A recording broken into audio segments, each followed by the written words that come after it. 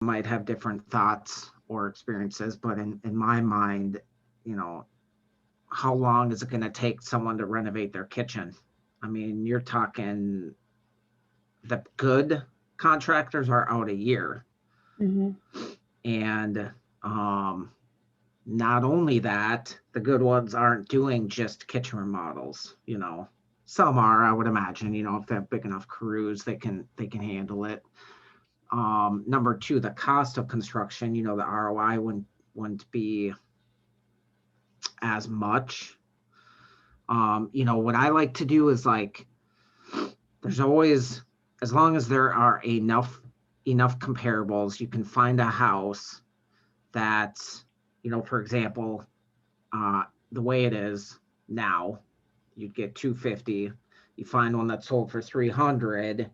This is what you would have to do. It has updated appliances, countertops, and then just ask the client if that's something that they want to do, and then you can help them get quotes. The other thing, which is way more simple, and I think is a way, it's just been a blessing for me, is we have a stager that we work with that will take that burden off of your shoulders. So she charges like $125. Obviously, I always include it with my listings as a staging consult. Okay. Sharon comes in and she's kind of the bad person instead of you. It's like, hey, we got to declutter. This is what buyers are looking for. You know, I just had a listing appointment yesterday where that went over super well. Where, you know, I'm not an expert, and I never will claim to be on, you know, how many items should I have on the counter, or, you know, what furniture should I keep in the house, you know, for showings. So she is, though, like that's what she's, you know, that's been a gift that she's been given. And, you know, every time I've had her meet with clients, um, I'm there as well, and it's super informative. Like the clients love it, you know. And she has a couple different options. She can, you know, for the $125, it includes her walking through typically with her husband. He's taking notes just in case they do hire her to do, she can either stage with their stuff or stage her own stuff. Obviously, she has inventory. Um, but you can also just have your client take notes and let them do it, right? And let the, you know, if the clients want to do it themselves. And that's super helpful because she basically says what you want to say, but, you know, it's not as not awkward, if that makes sense. And it's basic stuff like paint, moving stuff around, decluttering. You know, she has a rhyme, a reason for everything, you know. And she has the stats, you know, I think it's like under a very small percentage of buyers. It's like under 10% of buyers can actually see how a house would be configured with their stuff, right? So that's why staging is important. It's important, or can help sell the property. And when it comes to, from what I've experienced, when it comes to, you know, remodeling or even doing the little things, like I've walked houses recently, it's just like that seller just doesn't care. Like, how is it even possible that X, Y, and Z wasn't touched up or fixed before they listed it? And I, you know, I kind of blame possibly the agent, you know, like just in and out, let's get it sold, when that stuff makes a difference. Because if a buyer sees that, they think it's worse than it is. You know, you're relying on the other agent way too much. Not to mention, if they see you're, and I'll call it lazy, there, where else were you lazy, right? What other underlying issues weren't taken care of? Or if they were, they were DIY. Um, you know, and I think that makes a huge difference in preparing your listings, because the nicer, cleaner, not even updated, but just the nicer and cleaner they are, the the more people want it, the more people are fighting for it. And the faster and the more money you get, rather than turning off 25% of the buyers because they just didn't want to clean, it's super important. So I urge, instead of listing it, I've had to do it to a couple listings. Like they wanted to list it before, like an oven was being delivered and the second kitchen and some other stuff. I'm like, that's the first weekend is the most important weekend of a listing. So wait a week. It's not going to change that much, and just make sure that that stuff is taken care of. So I think just being patient with them, but then understanding if you are going to convince them to do something, is that really something that would be amazing timing wise? It's a lot of stress as well. So, I mean, appliances are pretty easy, if that's something they haven't done for a while, and that does make a difference, and they're not that expensive. So, very good question.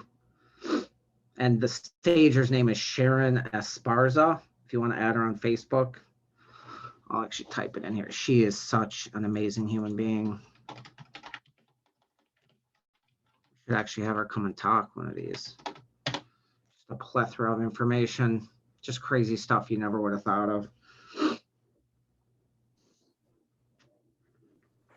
Very good question. Thank you for that. Anyone have any thoughts on that? Any other experiences? Lynn, you're an amazing. Today there's so much virtual reality. Yeah, good point. That's being for done. And staging. sometimes if they don't want to physically stage, they can do virtual. And I don't know what the cost differential is, but it would be interesting to find out. Maybe Sharon would have information on that. She might have that feature also. Yeah. And it'd be really there are great, companies I think, to that have do her it. come. Yeah. Yeah, there are companies that do that. Box Brownie is one of them. That's been a huge secret sauce to my business. Because, I mean, there it's like stress-free, like, hey, Mr. Seller, I can make this stuff disappear. Like, this will not be in the pictures. It's crazy.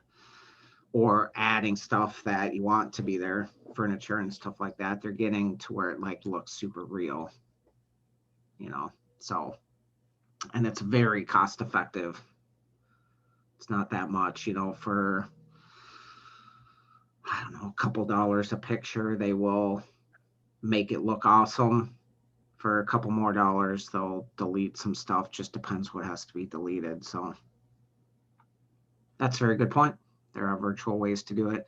I would say one caveat of that, just make sure that on the pictures you let them know, or at least in the agent remarks, that it's virtually staged. Yeah. I don't know why. I've just heard some people show up and they're like, oh my gosh, it's not, whatever. I don't know. Do it or don't, I guess, just making sure that that some people are weird. So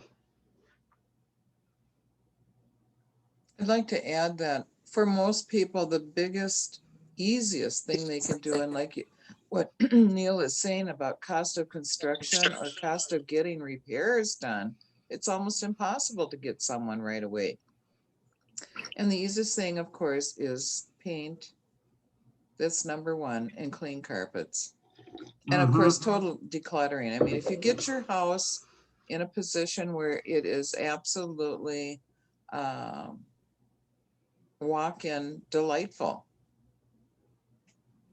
Yep, exactly. Couple fresh plants and clean kitchen, clean bathroom, fresh coat of paint and fresh carpets.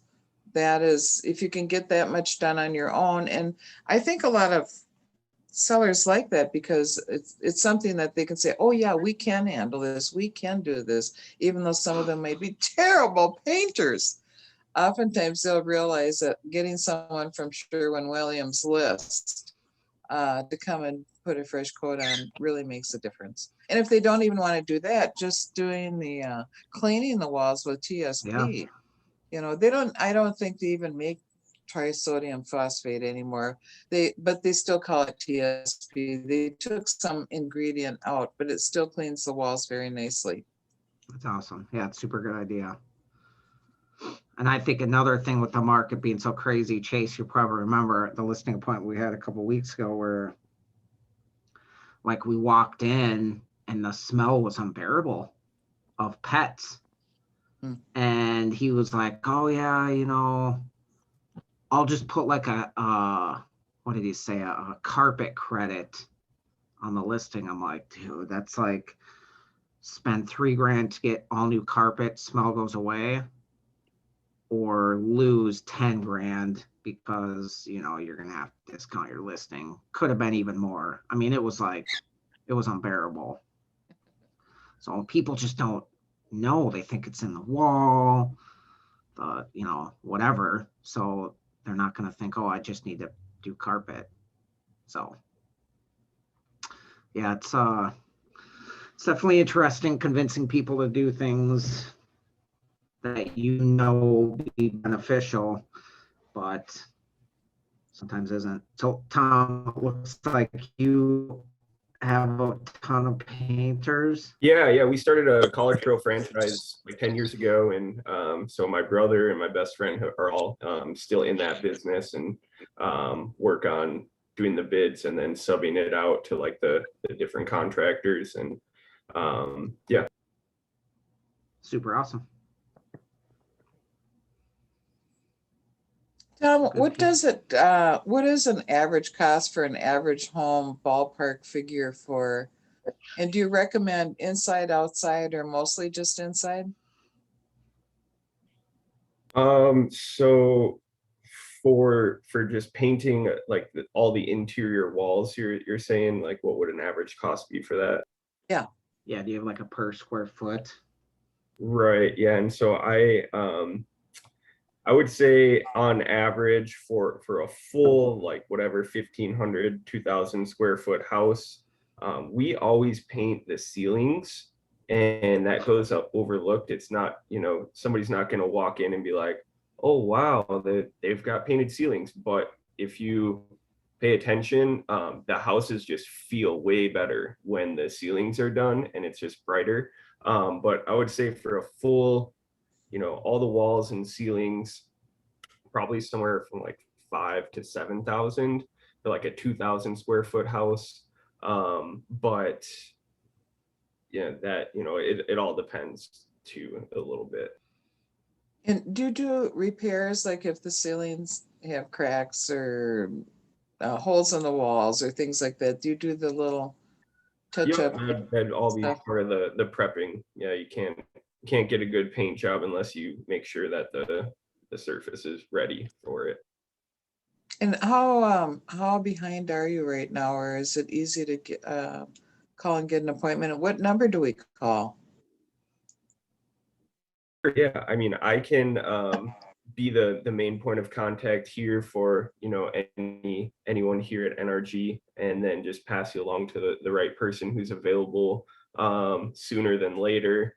And so, you know, we can get somebody out there to do an estimate and figure that part out very quick. And then it's starting to change a little bit. So we are just about ready to start exterior jobs, which are going to be, you know, that's a lot more money usually for the money coming in. So it's about to get a lot busier. But like I said, with the amount of crews that we have at our availability, that we could, you know, we're only, you know, a week or two out at this point.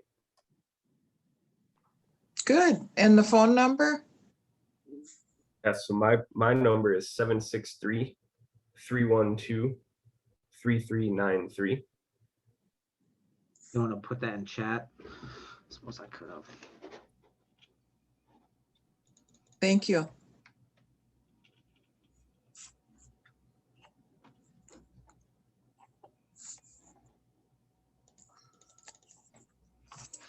Good stuff. Anyone else have any situational questions or Random questions, anything? I have another random question. Sorry to be so chatty. No, it's perfect. So this is for the buyer agents. Is everybody doing appraisal clauses and waiving inspection now? You know, I feel like, I don't know if I'm the only one who's putting in 25 offers for a buyer because they don't have cash. It's freaking tough. Yeah. I would definitely have them shop lenders. What lender are they with? Joy Regan with Team USA Mortgage. Have you worked with? Yeah, she's my lender. Only reason I ask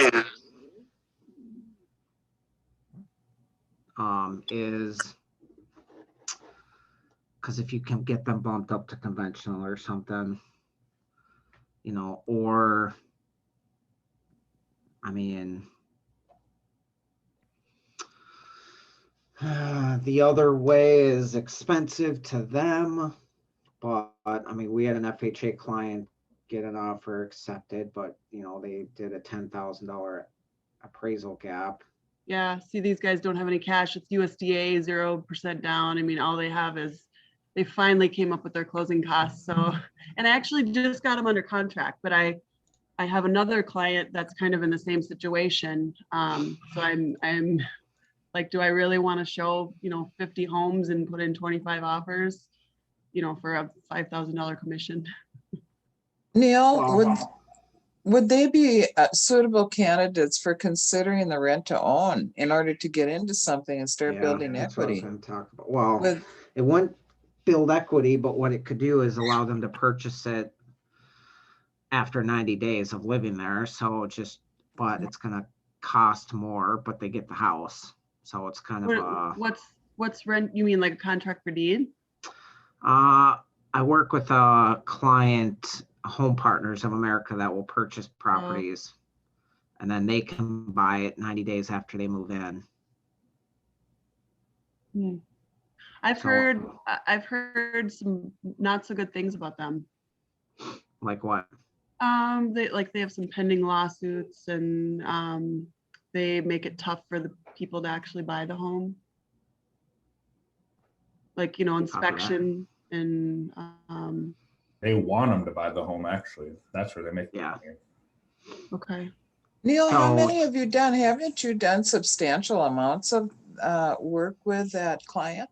With that, with I Home think, Partners? yeah, with my team, we facilitated over 200 with them. Really?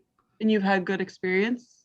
Yeah, for sure. Yeah. And I will actually talk about that because that's very valid. Here's the reality. I run a property management company. I have 100 units. I overstaff myself to make sure what happens to Home Partners doesn't happen to me.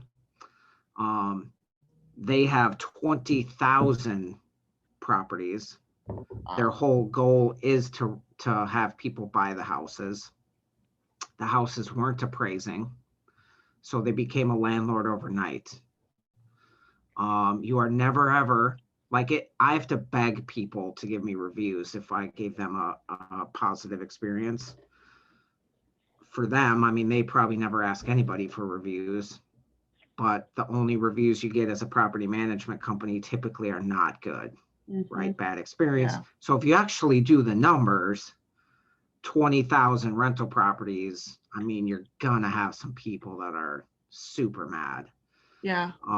With regards to it being hard to buy the house, there are two ways that you can run the program. One is rent only. That's like super easy to explain. 123 Main Street, that's $2,300 a month. That's what it's gonna be. It goes up a certain amount every year.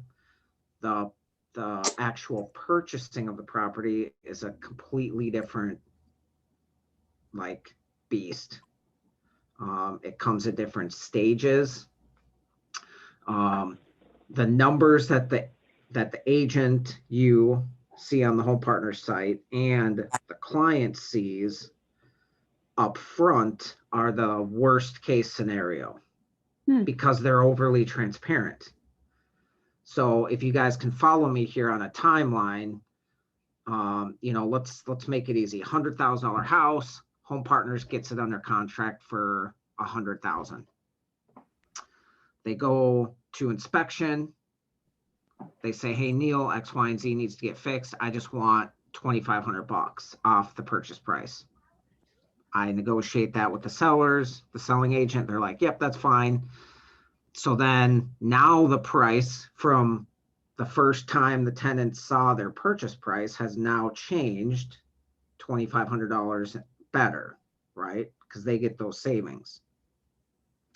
Furthermore, they have an asterisk insane number that I would imagine is based on the average of square footage homes that they've purchased. This is what they've had to spend doing make ready.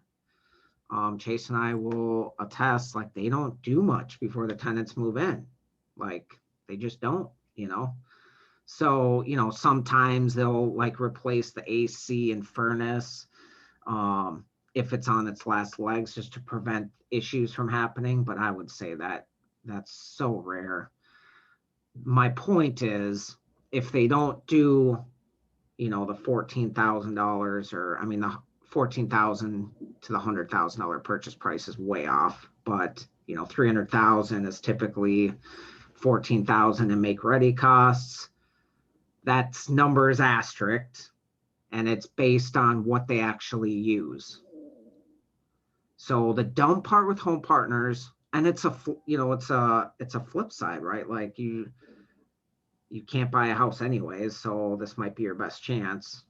Slash, if you don't want to end up buying it, you don't have to.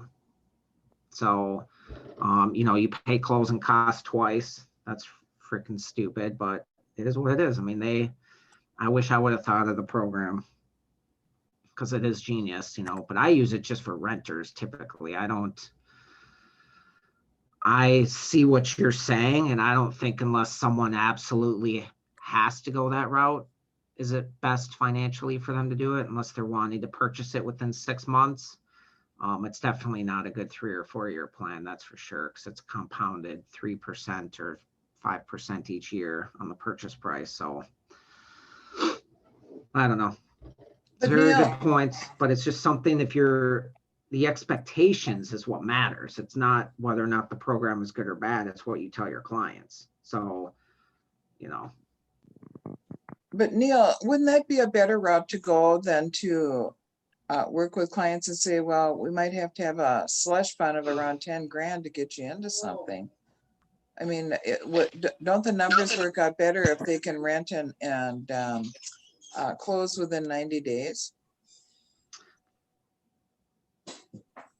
Unknown. Every house would be different. The timeline would be right, like anything can happen during the timeline, and they're paying more for houses, so that doesn't change the rent, but it obviously changes the purchase price.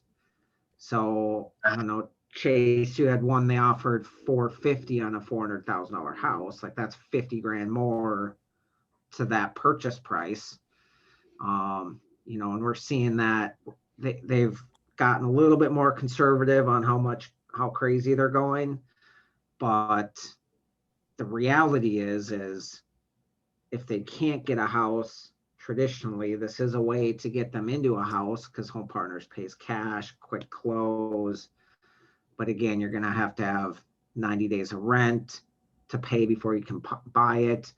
And the numbers, you never know. You never know until like day 90 what they're going to charge you for the house. Exactly. They'll give you a super worst case scenario estimate up front, so you'll know, hey, worst case. But then, you know, depending on what happens in inspection, we're always getting a couple grand off of inspection typically. But then depending on the house, if it needs a lot of, well, they don't do updates and stuff like that, but if it's a nicer house, I would imagine the make ready is just locks and that's it. So there's a ton of variables. So, you know, and I think the strategy, I mean, you should definitely try getting them a house first, convention or, mortgage. And the strategy would be just finding houses that have been on the market for a couple extra days. I mean, if you're going to try and compete, it's almost impossible unless they have an appraisal gap, or you get a newbie listing agent. Like, find someone that doesn't do a lot of deals, offer them $500,000 for a $300,000 house. They'll probably take it, and then it appraises at what you want it to.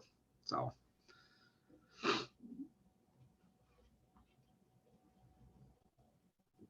Very good question.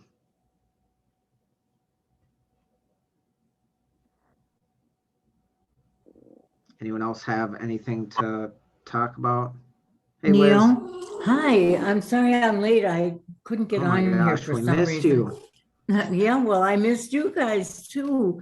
And I know this topic was about what's our biggest difficulty right now.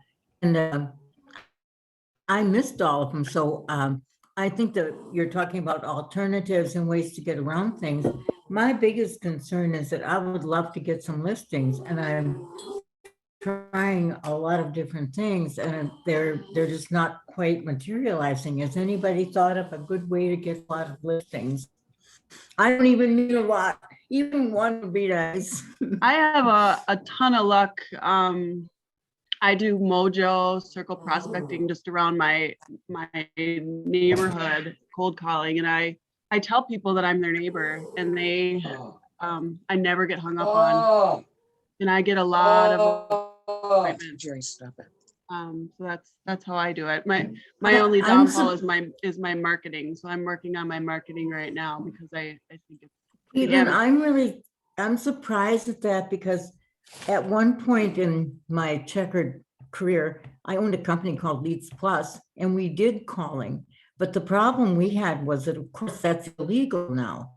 And you're not supposed to call anybody who hasn't made a call to you first. I've tried doing neighbor letters where I've sent things out, and I've also sent them a link to this book I have out on selling. And I haven't gotten any kind of hits at all. And my neighbor letter is a real soft sell kind of thing. And I thought maybe it would be well received. But I know there's an awful lot of that going on too. On my neighborhood a lot. But now that's hard because people who walk around are, of course, wearing masks, and they also seem to walk way away from everyone. They want to really remove themselves. So there's very little opportunity for more than a wave or a mask smile. And I've found that my neighborly encounters aren't working quite the way that you're saying you're having good luck. So I would like to know, how do we get around that idea that you're really not supposed to call people unless they talk to you first about this, and then also any kind of way to warm up the neighbors.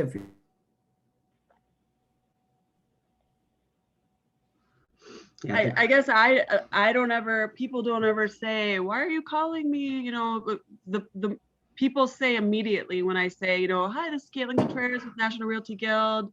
I'm a local real estate agent, but I'm also your neighbor. And they always say, oh, and I just always make sure I posit that. So that's the main part that they hear.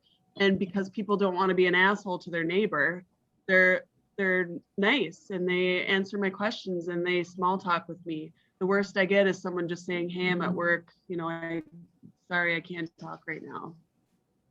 Wow, well, I'm glad to hear that, because I always loved the phone, and I always thought that calling on the phone and just being kind of a warm voice in the wilderness kind of thing might really be rather nice in these times. But I've been very hesitant because of all the do not call lists and all the fact that people are wary of anybody who contacts them directly. But I might think about, maybe I could move my neighbor letters a little closer to some of the things that you're doing, although my neighbor letter is kind of like that.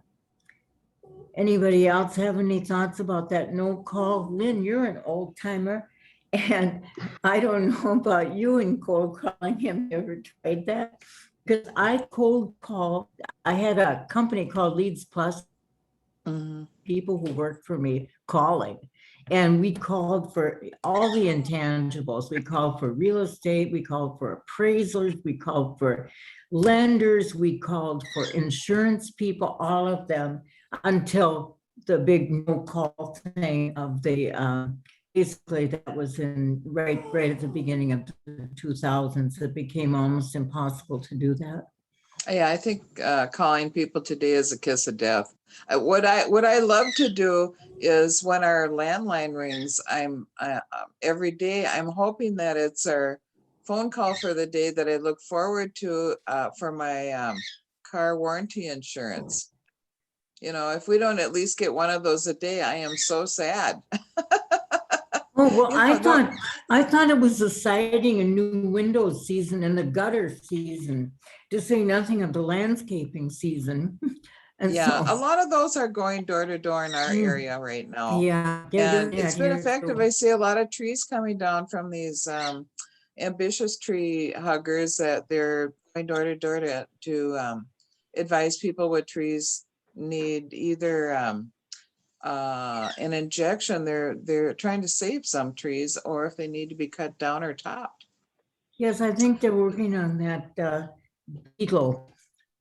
Yeah, That word. my concept of trying to fire up and get people calling is if people are motivated, they will find a way to.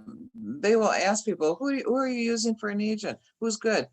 I think this guaranteed sales program that has popped up, knock, is something that we really should look at as a very viable tool to getting people. Like, most of the people in your neighborhood own their homes. If they want to sell and move up, they need to have either a guaranteed sale or have their whole home sold and move into some temporary housing and wait 6 months to try to get a home, you know? Yes, So, I agree with you. When I signed up for that too, and I am certified on. yeah, I just did that too. And Mhm. I'm all excited about it. I'm all pumped up about it. I think we need to find out is there competition to it? Are there other companies that are offering a guaranteed program that are comparable to what knock is offering? Has anybody used knock in our company? What do you guys know? I don't know if we have. I haven't. Does anybody have any other guaranteed programs? They're everywhere. I think there are Zillow, some. Zillow wholesale. I mean, we have a ton of investors in NRG, but again, no. I mean, I'll my guarantee to buy it at a discount. yeah, exactly. Which yeah, that might work. But I'm hearing from some people that sellers, and I'm sure you guys might have experienced this as well, sometimes you put an out or you look at a house on Friday and it's gone Friday night because the sellers don't want to do showings anymore Right. because of COVID. So in my mind, I'm like, that's so dumb. You could have got more money. They don't care. They don't want strangers walking through their house. So I think, if you run into that where that's their why, or, a button that they have, like, hey, we can sell this where there's no open houses, there's no showings, you can leave all the stuff you want, we can make it super easy. People will spend or not make as much money to make it easy. And one more thing about the knock thing, there's a couple different options, and I think as sellers, and I don't see this very often in Minnesota, not until recently, but there is another fix for that where you require the buyers to allow the sellers to rent back from you, from the buyers, right? So you close on January 1st, sellers have their money, they're now shopping for a house for 30 or 60 days while renting that house that they live in and just sold, right? And why that's so important is or why that's so, besides the obvious, why that's so easy to do right now is because you tell buyers what you want and they will do it. So you know, just, Yeah, I have used that in the past, and sometimes that's really important, especially when people are older or people who have lots and lots of stuff. And a lot yeah. of people who work at home or work out of their homes, it really helps if they have a little extra bit of time. Another way, of course, for sellers is we do have can work with, and I've done this a number of times, where they also, it isn't quite as formalized as structured as the knock program, but it does allow people to use some of their equity to do fix-ups that are absolutely necessary before the next person goes on. So we can kind of tailor our own programs in that way, using lenders that we know who are willing to do those kind of things, and then also working with people who will move first and then do the selling. So I think it looks like invention here has got to be much higher, our own innovations. Yeah. And maybe for me, I need to get over my kind of antipathy toward the idea of actually going out and talking to people directly. I think that Kathy has a really good idea there. Although I know my neighbors seem to be a little wary. So anyway, I think all those ideas really help just to get our own stimulation going and be able to think a little bit faster and better. Oh, Tom. Super quick on the guaranteed offer stuff. So I in this realm, you know, my main thing is purchasing homes. So I'm competing against Zillow and Open Door. Chris Lindahl, who actually reps for Zillow and Open Door. And so I've gotten a lot of feedback. A lot of our customers or people that we're negotiating with have gone through the sales processes with Zillow or Open Door. And you know, so those are the big players, right? And you could expect some of the big corporate kind of problems that happen with them. A lot of red tape, a lot of stuff, but at the end of the day, they are paying full price for homes and giving the flexibility to the sellers.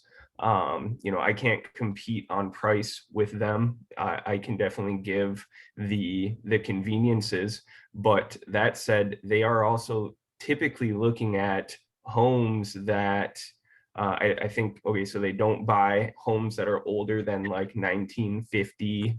They don't buy homes with well and septic. They don't buy homes over an acre of land. But there are opportunities for agents. Like if you have a client that's looking into that option and you go on and sign in as an agent on Open Door, and you can initiate that process and they'll pay you your commission once they come out and do their site visit and everything. It's typically, you know, about an hour or two, they come out and they document basically the whole house, and they do pay full price. And I've heard mixed reviews. So I would suggest contacting them directly as an agent. I would suggest, if you are going through like Zillow, to skip the whole Chris Lindahl portion of that, just because they tend to hire really inexperienced agents and just send them out. So there's a lag in communication and expectations. But you know, those are the two kind of front runners, I think, for something in that situation where you're looking to get the best price for your clients and give them that ease. Yeah, thank you. I think all of that those are really good ideas. Yeah, I think Zillow, I think they'll pay you 1%, and then Lindahl tax on another 2 or 3%. So you can definitely do it yourself. I mean, you can go get a offer on all of your houses right now if you wanted to from Zillow, and they'll send it to you super fast. I mean, that's all Lindahl is doing. His guaranteed offer is not from Chris Lindahl, it's from Zillow, Open Door, because he has these referral fees. You know, not to mention he's a marketing genius, and he's getting all these people that are raising their hands. He doesn't care which route they go. He's in the door with options. Whichever one the client picks, he gets paid. So, you know, I think that's that's super relevant. Are you in the middle I of was looking something? at I was hearing some stats, and the iBuyer is what Zillow and Open Door are called, and there are other iBuyers. Tom, you're pretty much an iBuyer as well if you're buying properties, either wholesaling them or flipping them or whatever. And the percentage is obviously going up, but it's not as high as some people might think, because it can never, it can't take over the market. There are some people that want to go buy a Tesla online, click a couple buttons and it gets delivered. There are some other people that need that belly to belly interaction with humans, and there's always going to be that need, more so in like luxury market for sure, but even wherever we're at, they're going to need our relationship. Real estate's going to come down to a relationship. Just like Tommy had mentioned, the corporate aspect of those programs is like not personal, and real estate's obviously a big deal for people, so that makes a big difference. And like reaching out to your past clients and just keep continuing the relationship. I will say that Zillow and them are spending billions of dollars, a lot of money on a yearly basis trying to steal your database. And they're really good at it. So, if you sold a house to someone, they're marketing them to steal their business when they go to sell it. Right. So, you always want to try and stay on top of mind and, be the go-to person, and then asking for business. There's a really good tactic for circle prospecting. Don't even ask the person for their business, right? Say, hey, do you know anyone in the neighborhood that's looking to sell? And they'll tell you if they are, but it seems like you're not soliciting them for business. So there's definitely ways. We just got to work it. I'll end on saying, last year was easy. A lot of agents got in the business, made $1 bazillion, and they think it's freaking cakewalk, and this is where now you're showing 700 homes to make the same amount of money you showed 5 houses last year. So it's just the game. There are 40% of, like, I think there's 1.5 million realtors in the country. 40% of them haven't even sold a house this year. Like, that's crazy.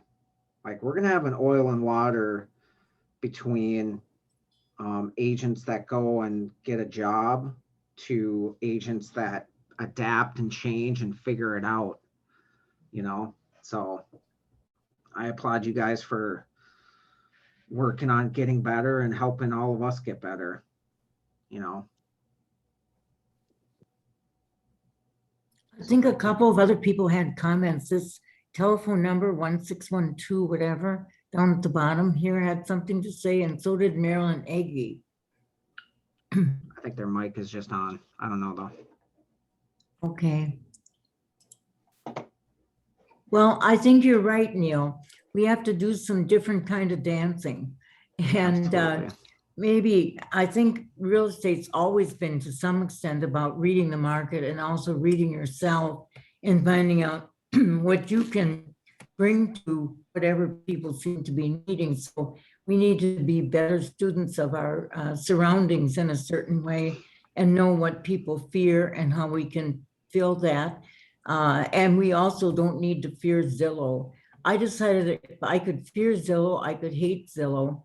I could wish I were Chris Lindahl. I could say I wish I had really deep pockets, because it'd be nice to be going out and buying a lot of stuff with cash right now, but that's not going to happen. So I'm going to have to go out there and do something that's probably not much different than the old-fashioned farming and door knocking, which is probably where Lynn and maybe some of the rest of us kind of started. I remember when I first started in real estate, there was a guy that had a book out, and it was called See the People. And it was about the idea that we have to go out. The only secret ingredient we have is really our desire to go out and meet people and find out what it is they need and want. And I think that still holds true today. Absolutely. Filling the needs. Awesome. Well, you guys are a blessing. I appreciate y'all coming and joining us and working together to be better and masterminding. Any other things that happen throughout the week, just let Raylan know so that, you know, I can work on getting as much help for the calls. And I think what we'll do is get Sharon here in the next couple weeks for sure to talk about staging and how that's beneficial, and talk a little bit about, you know, from a buyer's mindset and a buyer's eyeball, what's really important. So we'll get that lined up. And I appreciate you guys. Add me on Facebook, message me, whatever, if you guys have any questions or need anything. Thanks, Neil, and thanks for everybody. It's just good to see Yes. your faces and be together in this way. Yes, yes, mask free. Yeah, mask free. I like that. Thanks, everyone. See you next week. Thank you, everybody. Nice to see you. Have a good week.